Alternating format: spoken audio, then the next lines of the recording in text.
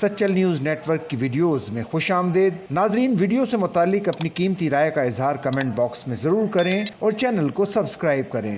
Comedian گلوکار چاہت فتح علی خان نے کہا ہے کہ بدو بدی گانے سے انہیں شہرت ملی، جبکہ ایسا ہی اصل گانے سے ملکہ ترنم نور جہاں اور اداکارہ ممتاز بیگم کو بھی شہرت نہ مل سکی۔ چاہت فتح علی خان نے بدو بدی کو جون 2024 میں ریلیز کیا تھا، جسے انہوں نے ملکہ ترنم کے 1973 کے فلمی گانے اکھ لڑی بدو بدی سے کاپی کیا تھا۔ نور جہاں کا گانا 1973 میں ریلیز ہونے والی پاکستانی فلم بنارسی ٹھگ میں شامل تھا، جسے ممتاز بیگم پر فلمایا گیا تھا۔ چاہت فتح علی خان کو بدو بدی ریلیز کرنے کے بعد کافی شہرت ملی اور اسی گانے پر ان کی کاپی رائٹس کی جنگ بھی چلی۔ انہوں نے بدو بدی کو نئے انداز میں بھی پیش کیا تھا۔ انہوں نے شکوہ کیا کہ پاکستانی گلوکار انہیں گلوکار ہی تسلیم نہیں کرتے، لیکن سب سن لیں کہ جلد ہی ان کے 100 گانے ریلیز ہونے کی فہرست مکمل ہو جائے گی، جس کے بعد وہ خود گلوکار کہلائیں گے۔ انہوں نے یہ بھی کہا کہ پاکستانی فنکار اس شو یا تقریب میں پرفارمنس کرنے سے بھی انکار کر دیتے ہیں جس تقریب میں وہ پرفارم کرتے ہیں۔ اگرچہ انہوں نے گلوکاروں کے رویے کا شکوہ کیا، تاہم انہوں نے کسی کا نام نہیں لیا۔ ایک اور سوال کے جواب میں چاہت فتح علی خان نے کہا کہ ان کا گانا بدو بدی نور جہاں کے گانے سے مختلف ہے، ان کے گانے کی نصف شاعری اور دھن بھی دوسری ہے۔ چاہت فتح علی خان کا یہ بھی کہنا تھا کہ اکھ لڑی بدو بدی